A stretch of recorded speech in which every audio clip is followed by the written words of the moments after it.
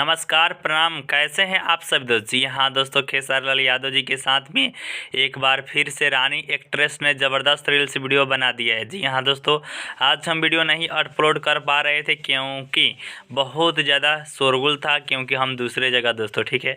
तो पहले आप यह रील्स वीडियो देखकर बताइए कि खेसारी लाल यादव जी के साथ में रानी एक्ट्रेस ने जिस गाने पर रील्स वीडियो बनाया है, यह रील्स वीडियो कैसा है दोस्तों। खेसारी लाल यादव और एक्ट्रेस रानी होली सॉन्ग का शूटिंग करें, जहां से यह रील्स वीडियो आया हुआ है दोस्तों, ठीक है।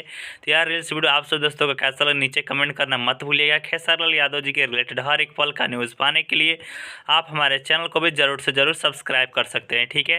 रानी एक्ट्रेस ने खेसारी लाल यादव जी के साथ में एक और रील्स वीडियो बनाया है, तो चलिए आप सब दोस्तों को उस रील्स वीडियो को हम दिखाते हैं। तब तक इस वीडियो को लाइक कर चैनल को सब्सक्राइब कर रखें, ठीक है।